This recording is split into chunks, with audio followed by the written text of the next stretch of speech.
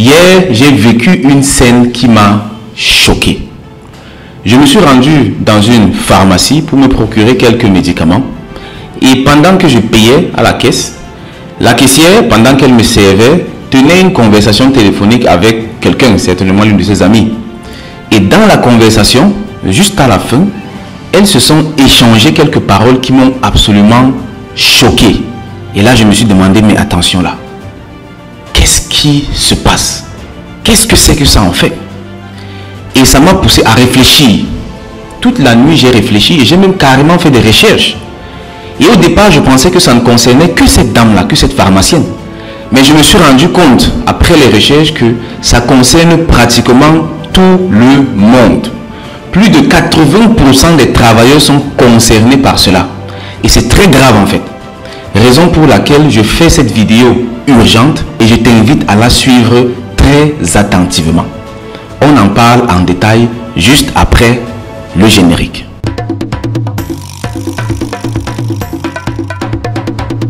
Au cas où tu ne me connais pas, je suis Zangué Nelson, promoteur du CIIA, Crypto Investment in Africa, qui est une initiative ayant pour mission de former et surtout d'accompagner un maximum d'Africains de tous bords dans le monde de la crypto-monnaie, en Afrique et ailleurs.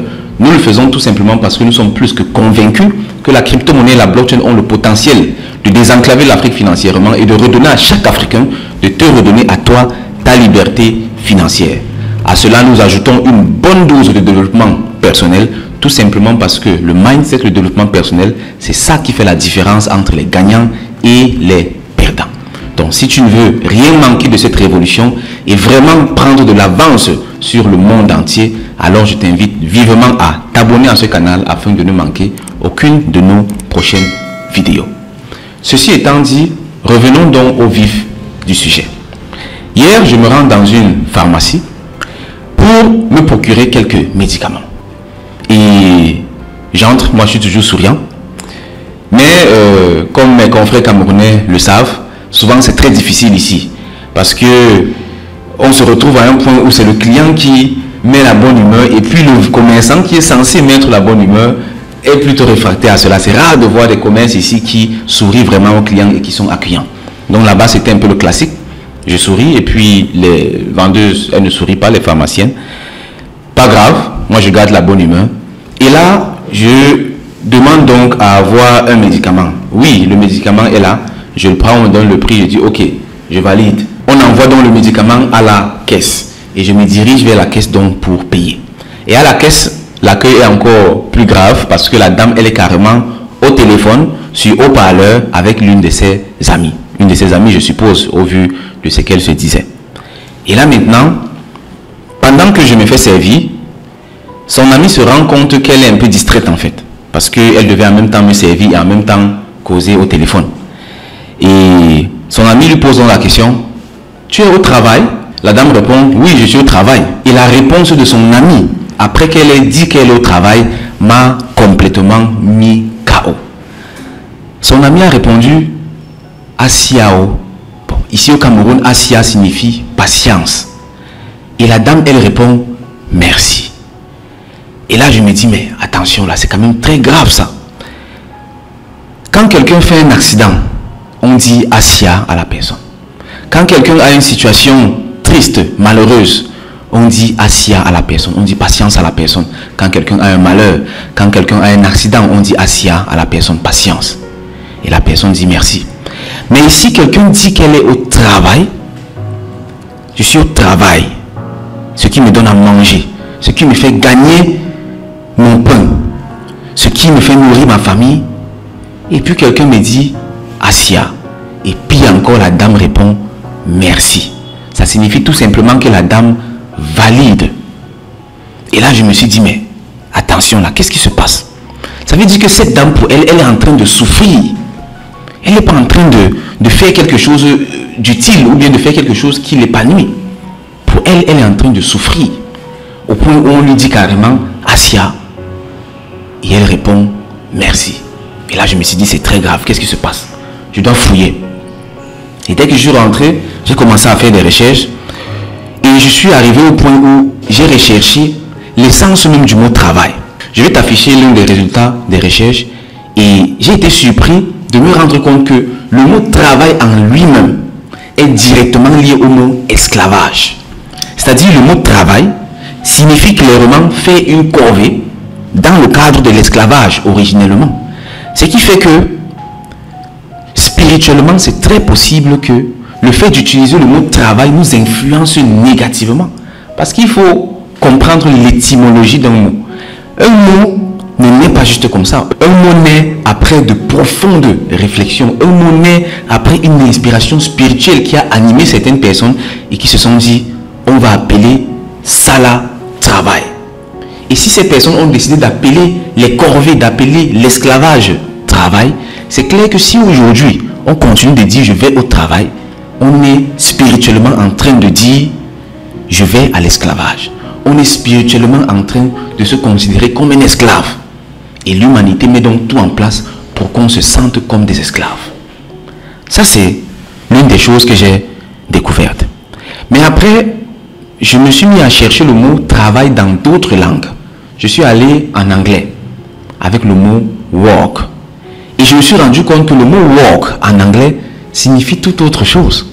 En anglais, le mot work provient de l'ancien allemand Werk, qui signifie œuvre, œuvre d'art. Donc en réalité, le travail pour les Anglais signifie quelque chose de vertueux, quelque chose de positif, c'est-à-dire une production positive de l'esprit. C'est un concept totalement différent. Donc quand l'anglais ou l'américain va dire I'm going to work, je vais travailler, je vais work, lui il est en train d'appeler les énergies positives de l'univers parce qu'il va créer quelque chose. Pourtant celui qui parle français va dire je vais travailler, et lui il est en train d'appeler toutes les énergies négatives de l'univers parce qu'il s'en va à l'esclavage. Je pensais que je pouvais conclure mes recherches comme ça, mais je me trompais. Tout simplement parce que je me suis rendu compte que même aux États-Unis, plus de 80% de la population déteste leur travail. Donc quand on fait les recherches, on se rend compte que plus de 80% des gars détestent leur travail. Et là, je me suis dit, mais ça veut dire que la théorie avec l'étymologie, avec l'origine des mots, a peu d'influence. Parce que partout dans le monde entier, c'est presque le même chiffre. Plus de 80% des personnes détestent leur travail et aimeraient changer de travail. Et là, je me suis dit, ok, qu'est-ce qui se passe en fait? Je suis allé d'abord regarder les raisons pour lesquelles, parce qu'il y a des statistiques qui ont été faites, les raisons pour lesquelles les gens détestent leur travail. Et là, je vais te montrer à l'écran ce que j'ai trouvé comme résultat. Ici, on dit, la grande majorité des personnes détestent leur travail à cause d'une paye insuffisante. C'est-à-dire, ils disent que ce qu'on me paye, ça ne vaut pas ce que je fais. Ensuite, on a d'autres personnes, un bon nombre également, qui disent under appreciation. Ça veut dire qu'ils ne sont pas appréciés à leur juste valeur. Et là, il s'agit tout simplement de la simple culture des compliments. Quand quelqu'un fait quelque chose, on dit waouh, tu as très bien fait. Ou bien de récompenser les travailleurs. En fin d'année, on dit meilleure secrétaire, meilleure assistante, meilleure designeuse, meilleur community manager, meilleur ceci, meilleur cela. Et on décerne des prix pour valoriser les personnes. Ensuite, on dit lack of communication. C'est-à-dire les gars sont au travail et puis on ne sait pas communiquer. Soit on va mal communiquer, soit on ne va pas du tout communiquer. Mais dans tous les cas, on communique toujours verbalement ou non verbalement. Ce qui fait qu'ici également, il y a un grand travail qui est à faire afin que chacune puisse communiquer d'une meilleure façon. D'autres se plaignent d'une charge de travail trop lourde, overworked. D'autres disent no opportunity for advancement. D'autres disent hours, les heures de travail ne sont pas bonnes. D'autres disent le boss n'est pas bon. Ensuite, the work itself, le travail en soi ne me plaît pas. Coworkers, les collaborateurs ne m'intéressent pas. No job security, il n'y a pas de sécurité dans le job, je ne suis pas sûr d'avoir mon job sur le long terme. Les bénéfices, ce job n'offre pas assez de bénéfices, etc., etc. La communauté, la culture de la compagnie, le micromanagement, etc., etc. Tellement de raisons qui font en sorte que plus de 80% de la population mondiale déteste ce qu'ils font comme travail. Pour moi, ça, ce sont des statistiques très dépressives et très graves en fait. Ça veut dire que le monde est triste.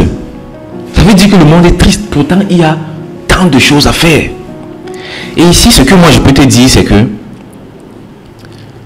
Nous ne sommes pas des êtres humains vivant une expérience spirituelle. Nous sommes plutôt des êtres spirituels vivant une expérience humaine. Ce qui fait que tout ce que tu vas faire ici sur Terre a un but et un sens précis. Rien n'arrive par hasard. Et dernièrement, je lisais encore un livre, le livre L'Alchimiste de Pablo Coelho. Je ne sais pas si tu l'as déjà lu. Et là-bas, le gars a dit une phrase très puissante. Il a dit: tout a été créé par la même main. Tout a été créé par la même main. Ce qui signifie que peu importe ce qu'on fait dans la vie, chacun peut se retrouver. Chacun peut trouver sa passion dans la moindre des choses. Ce qui fait que, basiquement, selon Pablo Coelho, le fait de ne pas être satisfait par son travail est un problème d'abord interne. Et quand on regarde toutes les raisons que les personnes évoquent ici, ce sont des raisons externes. C'est la raison pour laquelle je ne valide pas cette thèse-ci. On ne peut pas être insatisfait par quelque chose et accuser l'extérieur. C'est toi qui n'es pas satisfait. Ce n'est pas le paiement qui n'est pas satisfait. Ce n'est pas ton boss qui n'est pas satisfait. Ce n'est pas les heures de travail qui sont insatisfaites. C'est toi qui n'es pas satisfait. Ce qui fait que le problème est d'abord intérieur. Et si tu te rends compte de ça déjà, si tu prends déjà cette responsabilité de reconnaître que c'est toi le problème, alors tu as déjà fait un premier pas vers le changement positif. Et ensuite, maintenant, il faudra réellement comprendre ton essence. Et comme j'ai dit tout à l'heure, tout a été fait par la même main. Donc, peu importe ce que tu aimes, peu importe ce que tu veux faire, dans ce que tu fais actuellement-ci, il y a ça dedans. Et c'est toi qui dois rentrer dans toi d'abord, rechercher réellement ce que tu veux, et ensuite comprendre ton environnement. Et trouver donc ce qui te passionne dans ce que tu fais. Et partant de là, tu pourras donc gravir tous les échelons. Et quitter donc de là où tu es pour arriver là où tu veux réellement être. Parce que tout a été fait par la même main. Chacun de nous a un but à accomplir. Si tu es insatisfait ou insatisfaite aujourd'hui, ça veut dire que tu dois aller au-delà. Mais ce n'est pas l'insatisfaction là qui doit t'animer. C'est le désir d'avancer, c'est le désir d'évoluer, c'est le désir d'accomplir ta légende personnelle qui doit te motiver à continuer à avancer sur ton chemin. Tu ne dois pas rester statique et puis dire: c'est mon boss, c'est le salaire, c'est la conjoncture, c'est l'État, c'est le gouvernement. Non, ça c'est trop faible. C'est trop facile à dire. C'est trop facile à dire. Au point où tu es au travail et on te dit patience. Et tu réponds merci. Ça c'est grave en fait. Ça c'est grave. Ça veut dire que pour toi le travail c'est réellement de l'esclavage. Tu es en train de souffrir au point où on te dit patience. Et tu réponds merci. Je ne sais pas ce que toi tu penses de ça. Dis-le moi en commentaire dans tous les cas. Parce que ça c'est un débat ouvert. Ça c'est une thématique tellement profonde qui concerne tout le monde. Et chacun doit réagir par rapport. J'ai vraiment besoin, je veux vraiment avoir les avis de chacun et de chacune. Afin qu'on échange par rapport. Parce que c'est trop grave. Plus de 80% de la population mondiale est insatisfaite de sa situation professionnelle. C'est très grave. C'est très grave. Et ce genre de personnes sont les personnes qui n'accomplissent pas grand-chose dans le monde. Parce que comment tu vas accomplir quelque chose si tu ne reconnais même pas ce que tu fais actuellement? Pourtant, c'est ça qui te nourrit. Si tu ne prends pas tes responsabilités, si tu ne reconnais pas que c'est toi, en fait, le problème, et qu'il te faut rentrer dans toi pour rechercher les solutions. Dans cette vidéo, je tenais donc à partager ce message avec toi, à partager cette expérience avec toi, et te donner comme ça quelques astuces afin que tu puisses améliorer ta situation si tu es dans ce cas, si tu es dans cette situation-ci. Les grands leaders de ce monde sont ceux qui ont découvert leur passion, pour la plupart tôt et pour d'autres tard, peu importe le timing.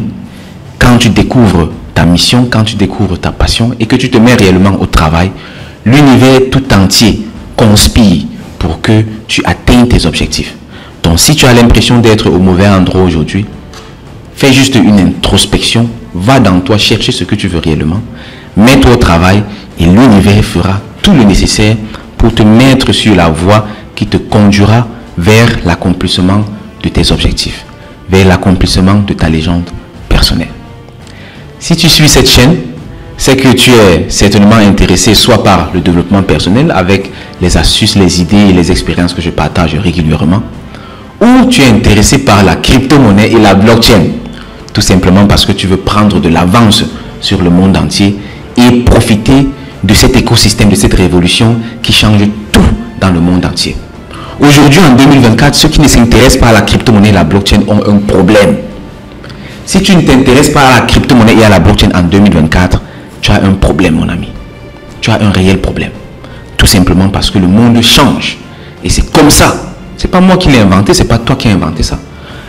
Dans l'évolution du monde, il a toujours été question de changement, d'évolution, d'expansion. Et ceux qui ne s'adaptent pas à cela disparaissent. Ceux qui s'adaptent à cela, par contre, sont les grands gagnants et se positionnent pour être les riches de demain. Donc si aujourd'hui tu veux compter parmi les riches de demain, alors tu dois t'intéresser à la crypto-monnaie et à la blockchain. Et nous, le CIA, nous avons donc la lourde mission de former et surtout d'accompagner un maximum d'Africains de tous bords dans le monde de la crypto-monnaie en Afrique et ailleurs. Pour ceux qui sont à Douala, au Cameroun, vous êtes chanceux. Parce que dès la semaine prochaine, on va commencer avec la première session de formation gratuite. Parce qu'en présentiel, nous offrons 4 niveaux de formation qui durent chacun un mois. Et le premier niveau est offert gratuitement. Dans la description, tu vas trouver le lien d'inscription. Tu t'inscris tout simplement. Pour le moment, toutes les places sont prises pour la session de janvier. Donc, tu t'inscris pour réserver ta place pour le mois de février ou de mars parce qu'il y a beaucoup d'affluence. Enregistre-toi et forme-toi. C'est le plus important. Pour les personnes qui ne sont pas à Douala, nous allons très prochainement mettre en ligne une formation gratuite. En plus de la formation complète Crypto Initiation que je t'invite vivement à visiter. Cette formation gratuite aura donc pour objectif de donner comme ça les bases, de donner comme ça les fondements, les outils basiques à tout un chacun afin que nous soyons de plus en plus nombreux à comprendre ce que c'est que la crypto-monnaie et la blockchain et à se positionner. Ça permettra à l'Afrique de rattraper les années de retard que nous avons accumulées sur les autres peuples. Donc si tu veux devenir riche, intéresse-toi à la crypto-monnaie et à la blockchain et abonne-toi à ce canal. Qui sait, peut-être que tu trouveras ta passion dans la crypto-monnaie et la blockchain et cessera donc d'être insatisfait avec ton travail. Dis-moi en commentaire ce que tu en penses. Si tu ne l'as pas déjà fait, abonne-toi et partage au maximum cette vidéo afin qu'un maximum d'Africains soient impactés par ces messages positifs. Sur ce, je te dis merci de m'avoir écouté. On se retrouve dans une prochaine vidéo. Au revoir.